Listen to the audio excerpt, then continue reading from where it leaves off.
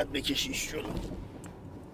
به هیچکی نمیگیم. به هیچکی نمیگیم. ماره خاموش کرد. به هیچکی نمیگیم. بین خودمون میمونه. بچه‌ها بین خودمون بمونه. بچه‌ها بین خودمون بمونه ها. دستی رو تا آخر میدی بالا، میذاری دنده یک و این کارو میکنی.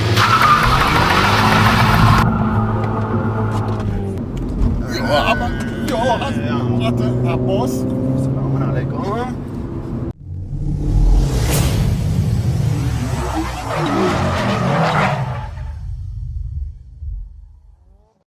درود بچه‌ها، امیدوارم که حالتون خوب باشه. این هفته براتون مینی جان کوپر ورکس آوردم. حالا این جان کوپر یه راننده مسابقه بوده که خیلی هم معروف میشه، با آدمای خیلی حرفه‌ای و معروف رده اول دنیا مسابقه میداده. این ماشین یه یادگاری از اسم ایشونه. حالا بریم ببینیمش. این آشش، این جیگرمون، این آشش. میدونید مینیاتوریه همه چیزش رو میبینی حال میکنی، واقعا حال میکنی. این دکمه های بالا رو نگاه، شبیه دکمه های هواپیما مونه، خیلی خوشگله. راجع به دیزاینش چه فکر میکنید؟ خیلی خوشگله، خیلی کوچیک به نظر میرسه ولی در واقع کوچیک نیست، بزرگه. نه از بیرون قیافش کوچولوه. کوچولو به نظر میرسه. کاپوتشو؟ کاپوتشو بله. مثل بی ام و دو بار میکشی.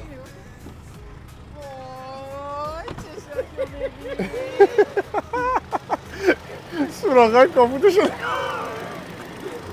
این اجزا درست میکنن که میری عکس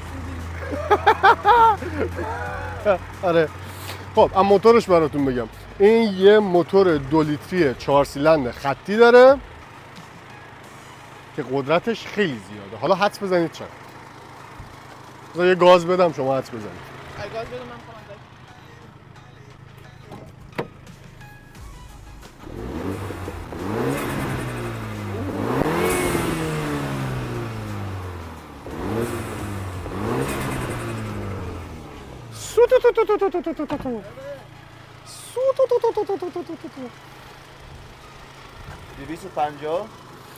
نزدیکی. قدرتش دیگه از بخارش. قدرتش؟ آره دیگه.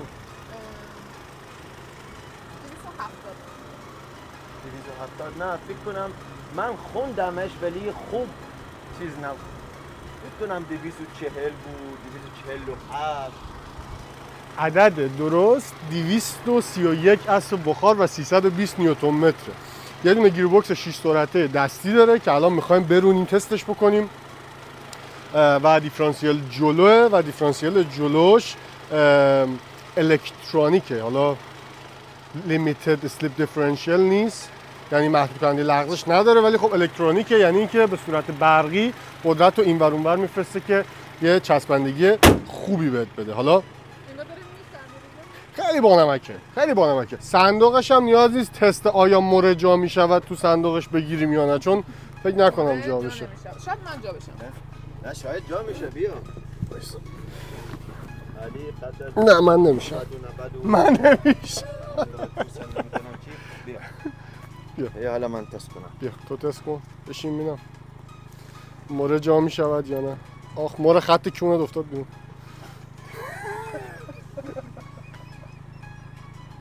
ماره جا نمیشه.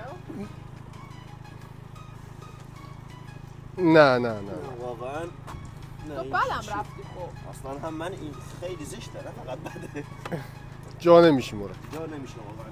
نه نمیشی. نکن دیگه، تلاش نکن. نمیشی.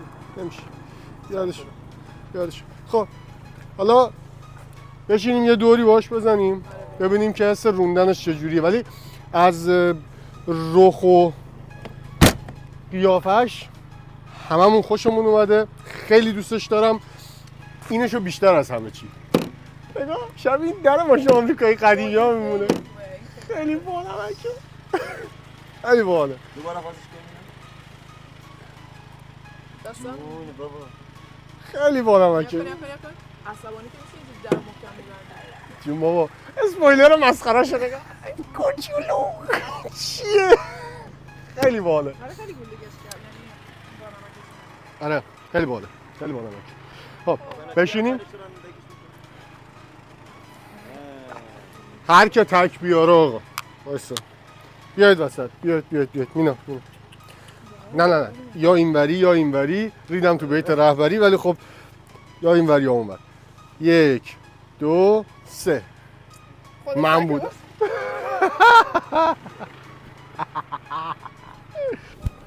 خیلی نمکه توش. جون بابا. اینم از مینی جان کوپر ورکس که حالا یه اسم خیلی خاصی هم داره و حالا میخوام ببینم که اون 230 اسب بخار چه حسی داره و روندنش چه حالی میده. حالا از اینا بگذاریم، نظرتون راجع به دیزاین داخلش چیه؟ من خیلی با طراحی داخل مینی خودم به شخصه حال میکنم، بخاطر اینکه کاملا متفاوته. یعنی همه چیزش با نمکه، فرمونش کوچولوه، همه چیزش جالبه. جمعش کردم میدونی؟ این چیزه، اینجوری کردم مثل خمیر چیک چیک چیک چیک. یه نون هم مثل چی میمونه؟ مثل این قدیم تو ویندوز برای اینکه یه ذره فایلت کوچیک‌تر بشه زیپ درست می‌کردی، مثلا کمپرس می‌کردی فایل‌ها رو، انگار اینجوری گرفتن فشارش دادن تو هم. من بعد اینجوری بشم چون واقعا این وسط جا نیست برای اینکه یک آره این ماشین 4 نفر است. من بدترین حالت ممکن نشستم. یا خدا وای میده. یه ذره اسپین کرد. 140 چقدر حس خوبی میده. واقعا حس خوبی میده. اینجا الان میپره. خیلی حسش خوبه. 140 150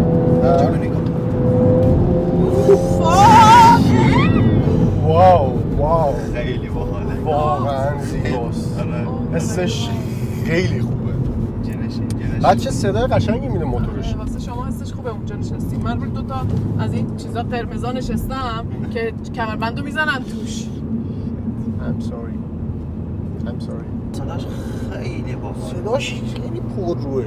راتاتاتا کرد؟ نه راتاتاتا نکرد، اون حدم که نیست، ولی صداش خیلی پرروه. از داخلش چیزی که بدم اومد اینه، میدونی ناو اصلی یا اون موسی که باهاش اینفوتینمنت رو کنترل می‌کنی اون وسطه. خب بعد واسه منی که یه ذره یعنی نمیدونم شاید من قد و قوارم مشکل داره، جاش تنگه، یعنی اذیتی بخوای از این پایین همش استفاده بکنی. این یه ایرادی بود که واسه من داشت. الان که معکوس کشیدم، وقتی که روی اسپورت میذاریش اون حالتی که هوندا تایپ آر داشت که وقتی معکوس میکشیدی دور موتور تو تنظیم چه جیغی کشید لاستیک دور موتور تو تنظیم میکنه که دنده درست شاه بره. اینو داشت، خیلی حال کردم باش. صدا رو نگاه. خیلی ماشین پرتعادلیه. 160 170 180 جا داریم تا 200 میرسیم. برو اینجا رو نگاه. تو معکوس نگاه. وای چقدر موتورش زنده است. واقعا موتورش زنده است. یعنی الان 160 تا بودم، بعد معکوس کشیدم روی 3.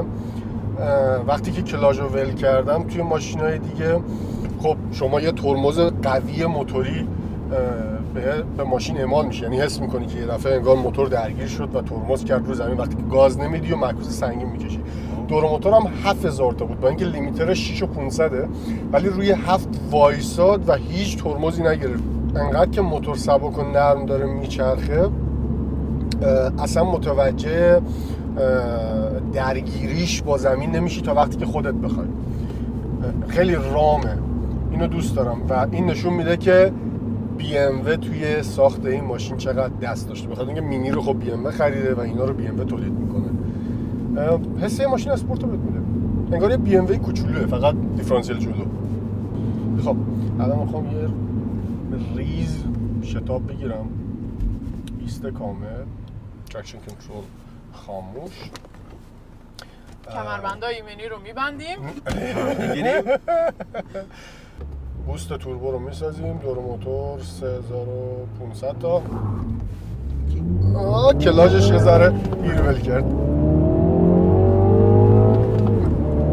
100. سقف سرعتش 240 کیلومتره و شتاب 0 تا 100ش 6 و 3 دهم ثانیه است.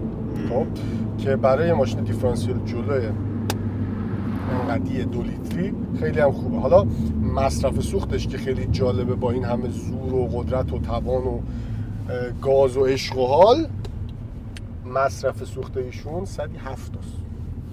یعنی حالشی ببره. زیاد هم نیست. نه زیاد هم نیست. خب حالا ببین الان اینو شما میدی پایین برای اینکه راحت تر باشی. خب بعد دستی رو میکشی میاد بالا خودش، یعنی اینکه جا نمیشه در کل. بعد جالبه با اینکه مدل ماشین 2019 هنوز جا برای این تلفن قدیمی ها گذاشتن که قدیما رو ماشین ها میگرفتین نصب میکردی. دست دندش رو دوست دارم، دنده عوض کردنش خیلی حال میده. گیربکسش دقیقه ولی به دقت هوندا تایپ آر و مازدا MX-5 نیست که اگه ویدیوهامون رو ندیدید میتونید روی لینک ها کلیک کنید و یه نگاهی به اون ماشینا هم بندازید. اونا به نظرم در کل گیربکس بهتری داشت. اینفوتیمنت سیستمش هم اسکرینش خیلی جالب اینجا کارگزاری شده، ولی گرافیک جی پی اسش من زیاد دوست نداشتم. صرف کیلومترش رو خیلی حال کردم باش، فرمونش رو خیلی باش حال کردم. یکی از چیزایی که با فرمونش حال نکردم در واقع این دوتا گردای اینجاست. خب به خاطر اینکه وقتی که فرمون کامل میچرخونی، بعد اگه با یه دست میچرخونی و دستت اینجوری روشه، همینجوری داری فشار میدی اینو این دکمه ها رو، چون یه ذره برآمدن و فرمونش هم کوچیکه و بعد اینا راحت میتونی، یعنی دستت راحت میره روش. از همه چی بیشتر طراحی کلیداشو دوست دارم. خب این کلیدا خیلی باحاله. کلیداش مثل هواپیما میدونی؟ خیلی کلیدای جالبی داره. بعد این سوکت 12 ولت این وسط که قدیما فندک میذاشتن تو ماشین، یه جای خیلی بانمک این وسط طراحی، یعنی به هر چیزی رو که نگاه میکنی طرف دلش میخواسته که یه جوری مثلا فقط دیزاین قشنگی بده که میگن دلت قنج بره نگاش میکنی. همه چیز این ماشین واقعا دیزاینش جالب و قشنگه. من یه کار دیگه با این ماشین میکنم، بعد شما میتونید سوار شید. یه پیاده شو. وقتی که این ماشین دیفرانسیل جلو پرقدرت داری میتونی این کارو بکنی. تراکشن کنترلش رو خاموش میکنی، دستی رو تا آخر میدی بالا، میذاری دنده یک و این کارو میکنی.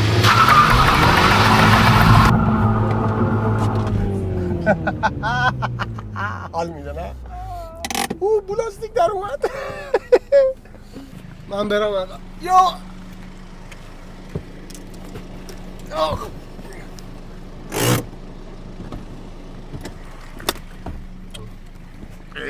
خوبه؟ خوبه؟ من راستش ندیدم زیاد. اینا که بعدم آخ وای آقا عقبش بعدش هم نیست. عقبش؟ آره من جا میشم، فکر کنم من جا میشم عقبش. حالا سرم یه ذره خیلی پرس شده این بالا، ولی با اینکه وسط هم اگه مثلا بغل بشینم خب سرم هم جا میشه. ولی وسط که میشینی، چون این ماشین 4 نفر از 5 نفر نیست و وسط عقبش یه ذره بالاتره، واسه همین سرم میخوره به سقف. ولی چیزه گیرش نگاه خیلی باحاله، خیلی باحاله، همه چیزش باحاله. این پشت 2 تا اسپیکر داریم،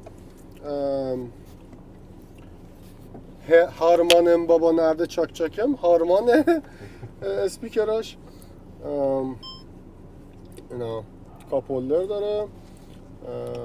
بعد دیگه هیچی دیگه. بعد اینشو خیلی حال کردم، اینجا یه دونه از این چیزا داره که کمربند رو میذاری نمیره عقب، که کمربند مثلا موقعی که میشینی چون جا کم بوده چیز نکنی، مثلا تکیه ندی به کمربند، اذیت بشی موقعی که میخوای اینجوری خمشی بعد بکشیش جلو. به هیچکی نمیگیم. به هیچکی نمیگیم. موره خاموش کرد، به هیچکی نمیگیم. بین خودمون میمونه. بچه‌ها بین خودمون بمونه. بچه‌ها بین خودمون بمونه ها. من میدونم ولی برقصد آره تو نمیخوای ما از بفهمیم قصد. ما تو نمیخوای ما برقصد پر رو بشیم برقصد نه ببخشید از قصد. قصد. حتی حرف ماره اصلا در کل نمیخواد ما پر رو بشیم حدمون رو باید بدونیم مگه نه گوش کن گوش کن گوش کن گازو ول کن خدا رو شکر اینجا اینا داره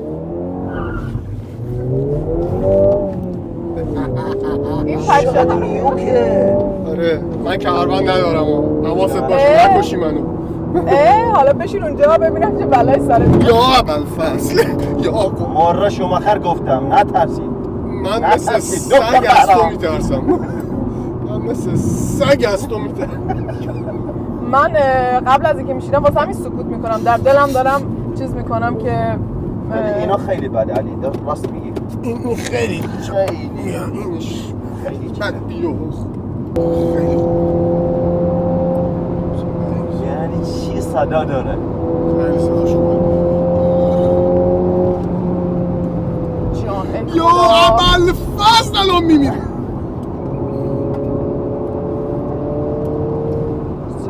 فکر کنم خودم رو خراب کردم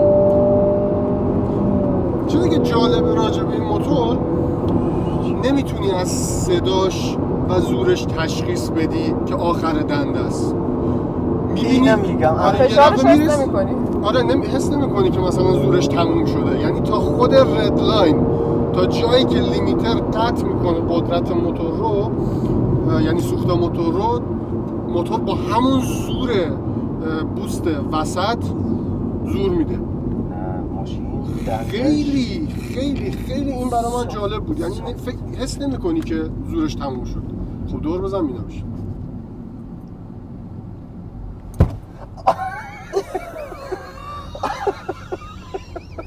اینقدر کوچیکه آی واقعا کوچیکه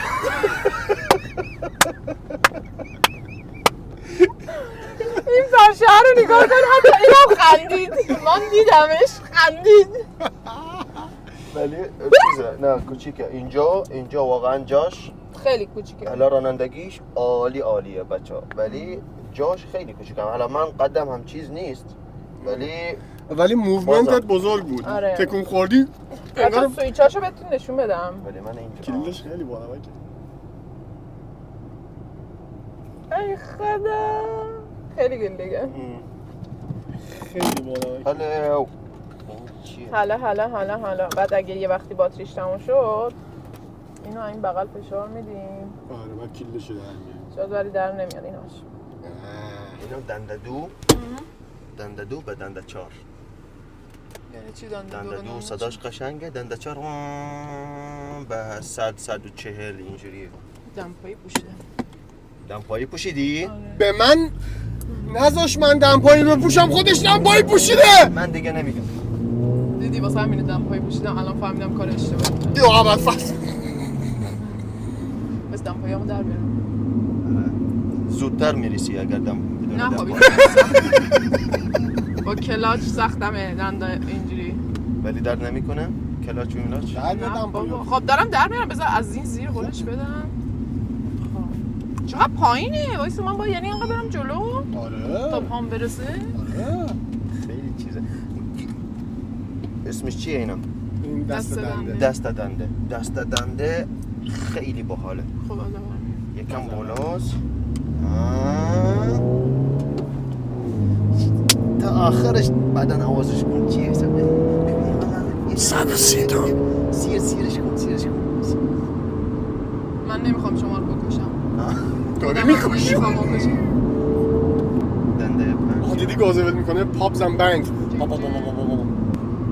ولی خیلی حس خوبی رانندگیش نیو که میدونی وقتی دنده آواز میکنی یا وقتی چیزه اینجا معکوس میکشه خیلی باحال نکن میرم یا حضرت عباس سلام علیکم این هم لاسبیل نمیخوام ولی حال داد خیلی حال داد رانندگیش من فکر کنم خودم رو خراب کردم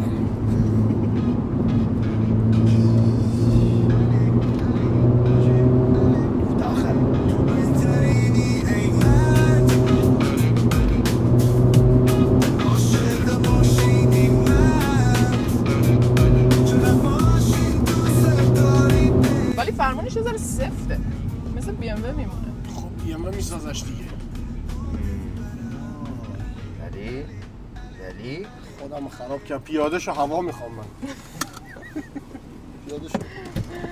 ولی دیدی چقدر سخت اون عقب نشستم؟ نه اصلا سخت نیست؟ نه. حالا ما رو تو بشین اون عقب. تو مثل وحشی ها میرونی. من از شما بهترین حالتی که بین شما من میرونم. بچه قیمت این ماشین به نظرتون چقدره؟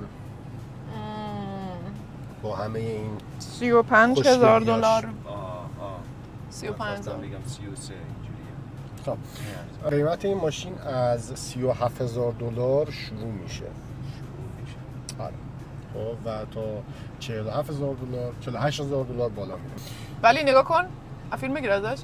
صداشو که زیاد میکنی خب اینجوری شروع میشه. از صدای کم اینجا رنگش شروع میشه. جینگ جینگ جینگ جینگ جینگ جینگ جینگ. بدم.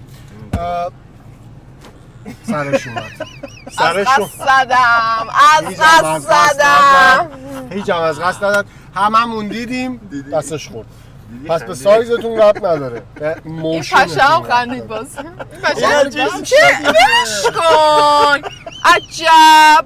تنها پشه‌ای بود که تو عمرم دیدم نشسته اذیت نمیکنه. فقط داشت گوش میداد. بیا حالا کرمشو بریزه بهه. بیرون. برو. چیکار داری؟ عرضم به حضورتون که خب چیزای جالبی که اینه که میگن تل و خشک با هم میسوزن. یه پشه آروم دیدیم به هوای اینکه تمام پشه‌های دیگه آروم نیستن هی میان ویز ویز ویز میرن تو صورت آدم. اینم تنبیه شد. زیاد ویز ویز بکنید ویز ویز میکنیم ما میدونیم. تو بیخود کردی. بله مثل اینکه من بیخود کردم. عرضم به حضورتون که خب قیمت ماشین از 37,000 دلار شروع میشه. اینو که گفتیم. بخش اصلی و مهمش به نظرتون چه چیزی از این ماشین؟ آقا بسه چشم فهمیدم. بچه من یه چیز دیگه بگم.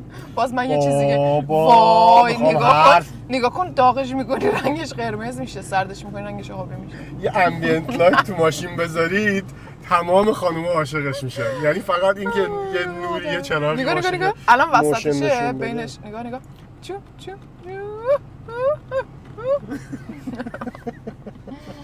خب دیگه چی نداره. فعلا چیزی پیدا نکردم تا نه یه ذره دیگه بر برو بش بدم. نمیشه. اسکل با اینکه ور نمیرن. با این میرونن. راست میگی. آفرین. چرا ببخشید مگه تو کاری کردی؟ حرف نمیزنم.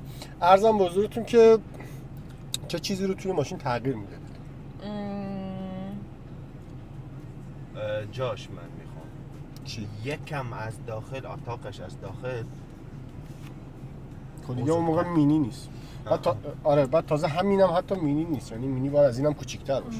ولی خب من اگه یه چیزیشو می‌خواستم تغییر بدم چون مثلا برای من که بخوام بشینم خوب راحت با این ماشین رانندگی کنم واسه اینکه بخوام پام برسه به این باید خیلی بیام جلو. بعد یکم یه جوری دستت خوبه. خب الان احساس می‌کنم خیلی جلو هم خیلی تنگم اینجام جام. جلو نیست به نظرم. بعد داشبوردش هم اینجاش خیلی پهنه. خیلی اینجوری بزرگه.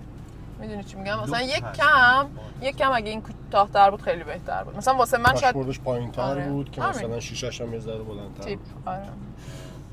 ولی ستوناش خیلی دیده تو میگیره. آره ستوناش بعد جوری دیده تو یه میگیره. اندازه انقدره. یعنی 4/5 دست من پهنی ستونای بغلش.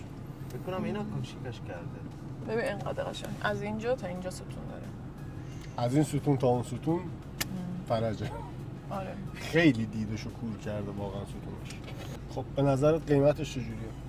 بهش میاد؟ میارزه؟ آره به نظر من اوکی یعنی ماشین خوبیه. ولی خب مثلا واسه یه کسی که ازش استفاده فقط 2 نفره میکنه خیلی نمیخواد بار و اینا هم این ور اون ور ببره مثلا خریدای آنچنانی بزرگ و اینا چون واقعا جا نداره بسیار. خب حالا تو چه چیزی رو توش عوض میکردی؟ فقط جاش یکم یا اینا کوچیکش کنن اونجوریه یا اینا کوچیکش کنن که جای میمونه دستم چیزه نمیخوره بهش چون دستشو زد به در مینا هم زد من نزدم. این یکی دومیش فکر نکنم واسه مینی کوپر یه چیزی میخوام عوضش کنم. قیمتش هم مناسب واقعا یعنی 38 گفتی؟ 37 37,000 دلار. شروع از 37 آره، چون که سپورت و جدیده و مینی مال چه کوپر سالیه دیگه. این ببخشید؟ این 2019. آره راست میگفت. نه اون اپشنش هم بعد. ولی یه جورایی باید فن مینی هم باشه که اینو بگیری دیگه، مثلا یعنی واقعا ماشین خوبیه، خیلی شتابش هم خوبه و نمیدونم مصرفش خوبه، تعادلش خیلی خوبه، رانندگی باش خیلی باحاله. ولی anyway به نظرم باید واقعا مثلا فن مینی باشه که اینو بگیریم. مثلا من نمیگرفتم اینو با اینکه ازش خوشم میاد. خب پرکتیکال مثلا چیز میگرفتم من، سیویک تایپ آر میگرفتم، اونو بیشتر دوست دارم. آره اگر اینجوری هممون اصلا همه سویک تایپ سیویک اصلا صحبت نداریم سویک صحبت تایپ. نکن. صحبت نکن. به نظر من این رفیق جیگر خوشگلمون همه چیزش جوریه که باید باشه، یعنی یک مینیه و حس یه مینی رو هم بهت میده. خب صندلیاشو خیلی دوست دارم، خیلی گریپیه، فضای داخلش حرف نداره. این کنسولشو باید در آورد پرت کرد آشغالی، بخاطر اینکه تنها چیزی که ازش دوست ندارم این جا کنسولشه. هم نداره آخه، هیچ جا نداره اصلا هیچ بیخودی آرمرست فقط مثلا یه کلیدی آدامسی یه چیز اینجوری توش جا میشه. پرت کنی آشغالی. این یکی از مشکلات من با این ماشین بود و میتونم بگم مشکل دیگه باش ندارم تقریبا و قیمتش به نظرم واقعا بهش میاد. $7,000 برای یه ماشین اسپورت با این تعادل، با این سرعت عالیه. عالیه. من دوست داشتم. در کل من عاشق دیزاینشم، عاشق سواریشم و به نظر من یه ماشینیه که دوست داره من و این احساس مینیه. آره همه چیزش با نگاهش بهش میگه. میاد و لذت دوست بردم. به داره نظرم منو. اگه کسی همونطور که مینا میگه بذار ببینم بوقش چجوریه. چی بوق قشنگی داره. اینو تو لندن زیاد میشنوی. برو دیگه. دروغ این گفت. کارو میکنه که فقط من اذیت شم، یعنی کرمشو به من باید بریزه. به نظرم اگر کرم اون به نظرم همونطور که مینا میگه اگر که نیاز به جابجایی بیشتر از 2 نفر نداری به طور روزانه و اینکه آیتم‌های خیلی بزرگ و سنگین و جادار رو جابجا نمی‌کنید و فقط می‌خواید از سواری یه ماشین لذت ببرید و اینکه زیاد کاربردی بودنش براتون مهم نیست، ماشین فوق‌العاده‌ایه. همه باید توی دوره مینی داشته باشن. بالاخره این بود نظر و ریویو ما راجع به این ماشین دوست داشتنی و کوچولو و خیلی تیز و بز. امیدوارم که خوشتون اومده باشه. هفته بعد با ماشین خاص دیگه دوباره میایم و مهمونتون میشیم. لایک شیر و سابسکرایب یادتون نره و اینکه ویدیوهامون رو برای رفقاتون بفرستید که اونا هم ببینن. امیدوارم که لذت ببرن.